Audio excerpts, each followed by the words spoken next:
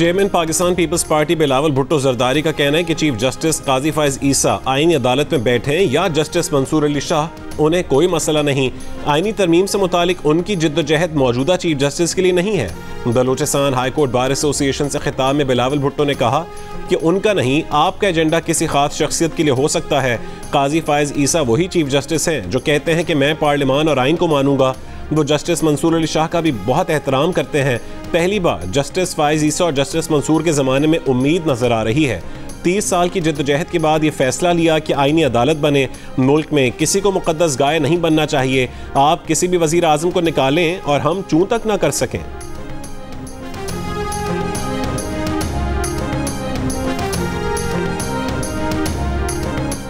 Voting करवाई ही इसलिए जाती है कि वोट गिना भी जाए। हम कौन होते हैं ये कहने वाले कि तुम बाज़मीर नहीं हो।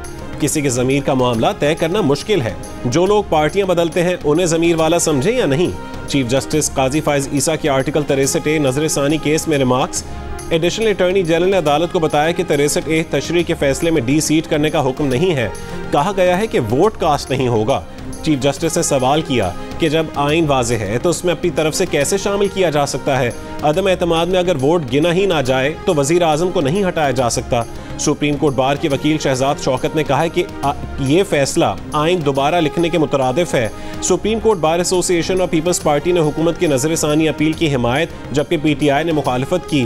केस की मजीद समाअत कल होगी।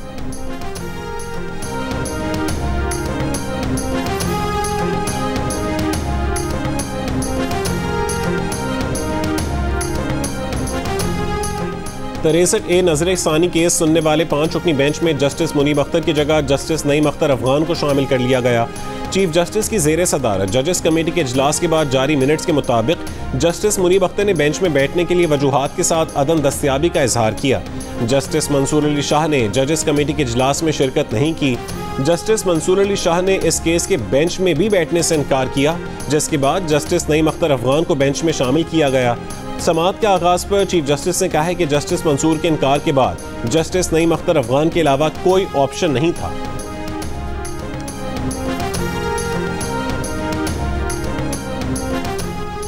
स्पीकर कौमी असम्बली ने कौमी असम्बली और सेनेट के पार्लिमानी रहनुमाओं का इन कैमरा इजलास कल तलब कर लिया।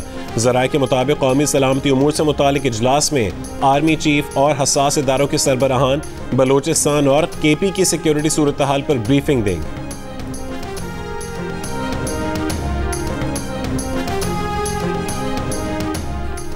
सितंबर में महंगाई की शरह 6.9% हो गई। इदारा शुमारियात के मुताबिक गुज़िश्ता साल सितंबर में महंगाई की शरह 31.44% थी। तज्ज़ियाकारों का कहना है कि अगली मॉनेटरी पॉलिसी में शरह सूद मजीद कम होने का इम्कान है। दुनिया पाकिस्तान की मईशत में तेजी से आने वाली बेहतरी का एतराफ़ कर रही है। एक साल में महंगाई की शरह 6.9% पर आना बड़ा कारनामा है। वफाकी वज़ीर इत्तलात अता तारड़ की न्यूज़ कॉन्फ्रेंस। अता तारड़ ने बताया कि मुस्तकबिल में महंगाई मजीद कम होगी। शरह सूद में भी कमी से सरमायाकारी में इजाफा हुआ है। IMF, वर्ल्ड बैंक, मालियाती इदारे और रेटिंग एजेंसियाँ पाकिस्तानी मईशत में बेहतरी की तारीफ कर रही हैं। वज़ीर आज़म ने अक़वाम मुत्तहिदा में पाकिस्तान का मुकदमा भरपूर अंदाज में लड़ा है। PTI मुल्क को गैर मुस्तहकम कर रही है। अली अमीन गंडापुर को इनकलाब लाना है तो खैबर पख्तूनख्वा में तालीम और सेहत के शोबे में लाएं।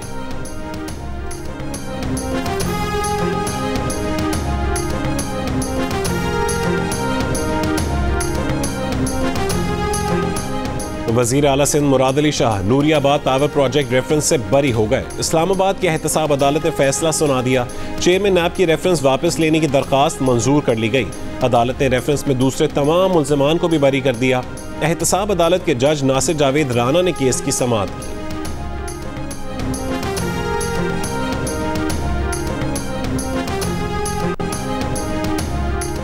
पीपल्स पार्टी की नायब सदर शहरी रहमान की काफ लीग के रहनुमा चौधरी सालिक हुसैन और ANP रहनुमा सेनेटर हिदायतुल्लाह से मुलाकातें। बिलावल भुट्टो की हिदायत पर वफाकी आईनी अदालत के क़याम के लिए 26वीं आईनी तरमीम पर मुशावरत। मीडिया से गुफ्तगू में शहरी रहमान ने कहा है कि चाहते हैं वफाकी आईनी अदालत में सूबों की भी नुमाइंदगी हो। इत्तफाक़ी राय पैदा करने की कोशिश कर रहे हैं। रात के अंधेरे में चोर दरवाजे से बिल लाना हमारा वतीरा नहीं है।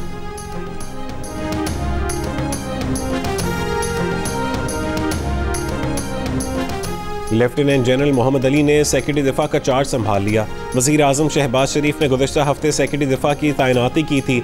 नए सेक्रेटरी दिफा की तैनाती 2 साल और 3 महीने के लिए की गई है।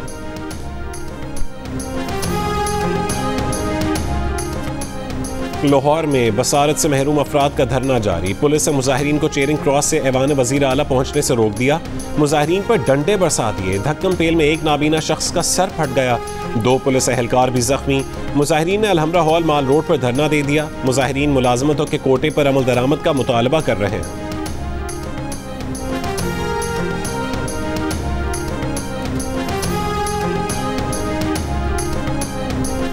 कराची के इलाके हॉक्स बे में सोलर पैनल्स और परफ्यूम्स के गोदाम में लगी आग पर अब तक ना काबू पाया जा सका। फायर फाइटिंग ऑपरेशन 3 घंटे से जारी। करोड़ों रुपए के सोलर पैनल्स, परफ्यूम्स और दीगर सामान जलकर तबाह हो गया।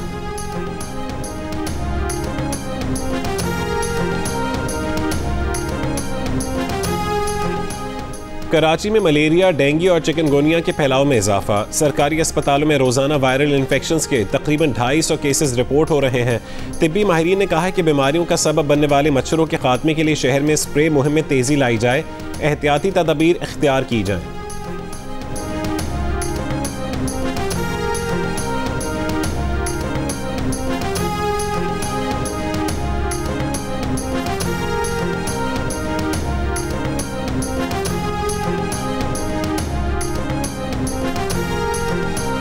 आठ 8% पाकिस्तानी स्पैमिंग या ईमेल पर बार बार आने वाले गैर मुतालिका इश्तिहारात से परेशान। कहा कि ऐसी कंपनियों से इश्तिहारात आते हैं जिनसे कभी राबता भी नहीं किया। 92% ने स्पैमिंग से महफूज होने का बताया। गैलिप पाकिस्तान ने नया सर्वे जारी कर दिया। पाकिस्तान में स्पैमिंग की शरह कम मगर आलमी सतह पर बड़ा मसला है। 43% ने गैर मुतालिका और बेकार इश्तिहारात से बहुत ज़्यादा परेशान होने का बताया। मशरिक़ वस्ता में स्पैमिंग का शिकार अफराद की शरह 17% नजर आई।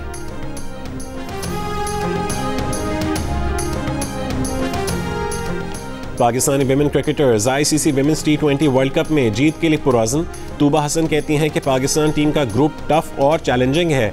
नबिया अलवी ने कहा है कि पाकिस्तान और दुबई की प्लेइंग कंडीशंस एक जैसी हैं। पाकिस्तान टीम की इमर्जिंग प्लेयर तस्मिया ने कहा है कि वर्ल्ड कप में काफ़ी बड़ी टीम्स हैं जिनके साथ मुकाबला करेंगे।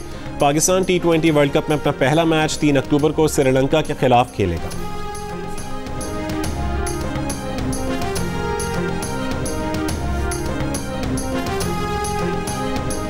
और आर्ट्स काउंसिल ऑफ पाकिस्तान, जंग और जियो के इश्तराक से कराची में वर्ल्ड कल्चर फेस्टिवल जारी।